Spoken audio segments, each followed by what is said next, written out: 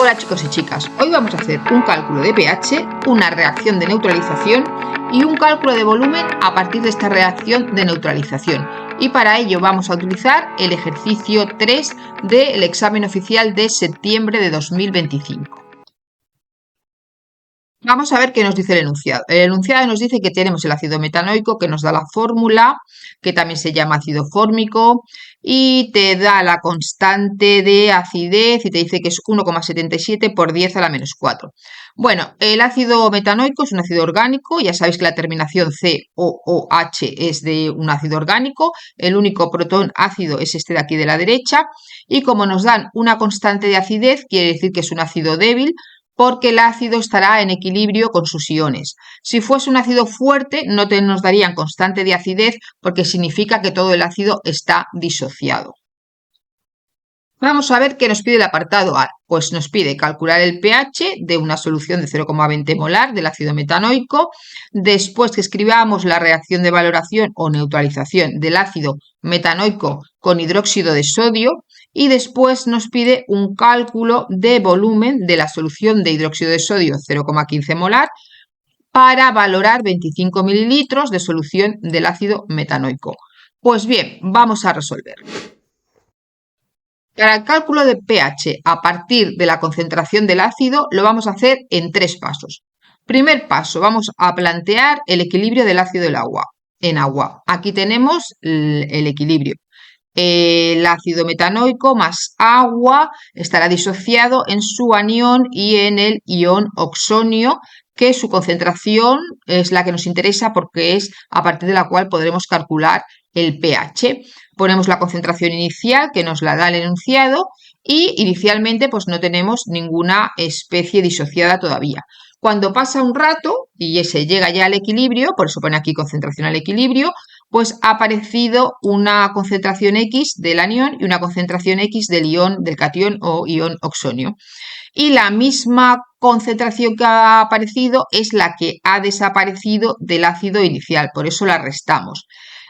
Aquí aparece X e X porque el equilibrio es estequiometría 1. Si, por ejemplo, aquí tuviéramos un 2, esta X sería un 2X.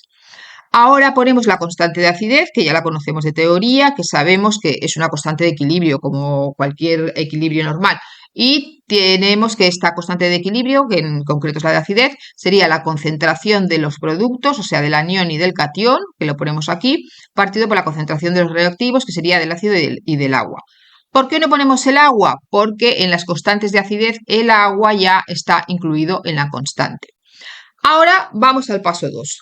¿Y qué hacemos? Pues en lugar de la concentración ponemos ya su valor, que todavía no sabemos cuál es, porque tenemos que resolver la ecuación. O sea, ya ponemos X, que sería esta X de aquí, la concentración del ion oxonio, que es X, la ponemos aquí, y la concentración del ácido en equilibrio, pues es 0,20 menos X, que lo ponemos aquí. Como el enunciado nos daba el valor de la constante de acidez, pues ya tenemos una ecuación de segundo grado. Lo que tenemos en el denominador, aquí pasa multiplicando y tenemos esta ecuación de segundo grado, que si la resolvemos nos da esta solución. X es igual a 0,005862 molar, que corresponderá a esta X, bueno, ya está también, pero ahora nos interesa esta X, que es la del ion oxonio. Aprovecho para recordar que la ecuación de segundo grado nos da dos soluciones. Si una es negativa, no tiene sentido químico porque las concentraciones negativas no existen. Y si nos da dos positivas, la positiva que haga que esta resta de aquí, 0,20, menos lo que nos salga sea negativo, tampoco tiene ningún sentido químico. Por tanto, nos quedamos con esta solución. Bueno, y ya estamos en el paso 3, que es el cálculo de pH directamente con su fórmula. ¿Y cuál es la fórmula? Pues la fórmula del pH es menos el logaritmo decimal de la concentración del ion oxonio. Como la concentración del ion oxonio la acabamos de calcular, pues hacemos el logaritmo decimal y nos da un pH de 2,23, o sea, un pH ácido. Aprovecho para recordar que el pH se define así, con escala logarítmica, porque así tenemos una escala de pH de 0 a 14 que es mucho más práctica. Continuamos con el apartado A y nos pedían la reacción de valoración, que esto lo hacemos sencillamente pues en un paso, y nos dicen que la reacción que teníamos que poner era la del ácido, que la fórmula nos la da el enunciado, más el hidróxido de sodio que no nos da la fórmula. Pero nosotros la tenemos que saber, los hidróxidos son muy fáciles, hidróxidos de alcalinos y alcalino-térreos, eso hay que saberlo. En este mismo canal hay un vídeo donde te recuerdo pues los ácidos y las bases imprescindibles que te tienes que saber la fórmula, que son muy poquitos, pero que seguro que los recuerdas porque son los más facilitos. Bueno, esta fórmula, acordad que la tenemos que poner nosotros. ¿Y qué sale? Pues ácido más base, sal más agua. Esto siempre en una reacción de neutralización. El agua no sale porque el ácido y la base tienen oxígeno en su composición. Si se diera el caso que no hay oxígeno en la composición, pues sería ácido más base y sal. Y ya está. Como este ácido es orgánico, el protón que se sustituye por el catión es este de la derecha. Y este catión del hidróxido de sodio es el que se pone en el protón. Y por eso nos da esta sal, que sería el metanoato de sodio más agua. Bueno, pues ya tenemos la reacción de valoración. Y lo último que nos pide el apartado A es calcular el volumen de Sosa. Bien, para ello este cálculo lo vamos a hacer con factores de conversión, porque si utilizamos los factores de conversión no nos vamos a equivocar nunca.